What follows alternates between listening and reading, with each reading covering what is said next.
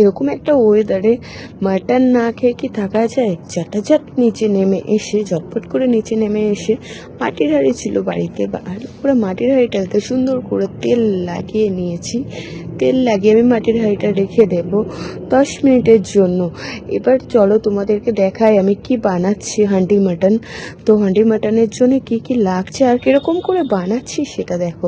সুন্দর করে মাটনটা ধুয়ে নিয়েছি, ধুয়ে নেওয়ার পরে এর মধ্যে আমি দিয়ে দিলাম টক দই, আদা রসুন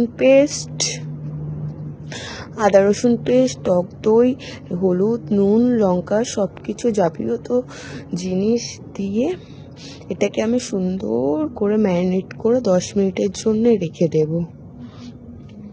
মাটনটাকে এবার আমি ভালো করে মাখিয়ে নেব, মাখিয়ে নিয়ে তারপরে আমি 10-15 মিনিটের জন্য ঢাকা দিয়ে দেবো। তো দেখো এইভাবে মাটনটাকে মাখিয়ে নিয়েছি। তারপরে গ্যাসটা জ্বালিয়ে যে হাঁড়িটা রেখেছিলাম, হাঁড়িটা তেল মাখিয়েছিলাম, দেখো দেখতেই পারছো তোমরা যে তেলটা পুরো টেনে নিয়েছে।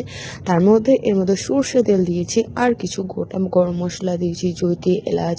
তারপরে আমি এখানে দিচ্ছি শুকনো লঙ্কার ফোড়ন, ঠিক আছে, শুকনো লঙ্কা দিলাম, দিয়ে হালকা করে পেঁয়াজটা ভেজে নেব সুন্দর করে। দেখছো, ওহো, মাটির হাঁড়ির রান্নার একটা স্বাদই আলাদা। আমরা যতই যেরকমভাবে রান্না করি, কিন্তু মাটির হাঁড়ির রান্নার স্বাদটা একদম টোটালি আলাদা। তো আমি এর মধ্যে পেঁয়াজ দিয়ে দিয়েছি, পেঁয়াজটা হালকা হালকা করে ভাজা হয়ে গেছে।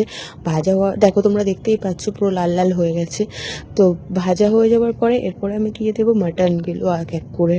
তো মাটন দিয়ে মাটনের কালারটা দেখছো কত সুন্দর ম্যারিনেট হয়েছে। এবার এটা হালকা হালকা আলতো হাতে মাখিয়ে নাড়াচাড়া করে আমি এটাকে ঢাকা দিয়ে দেবো। পুরো ভাপা হান্ডি মাটন, ঠিক আছে, এই বর্ষার দিনে হান্ডি মাটন।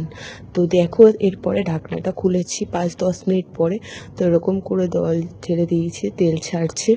তো আস্তে আস্তে এরপরে এর মধ্যে দিয়ে দেবো একটা গোটা রসুন। এটা আপনাদের যদি ভালো লাগে তাহলে আপনারা দেবেন, তো আমার ভালো লাগে বলে সেজন্য আমি দিয়েছি। দেখছো কালারটা কি দারুণ এসেছে, গন্ধটাও খুব সুন্দর ছাড়ছে, অসাম।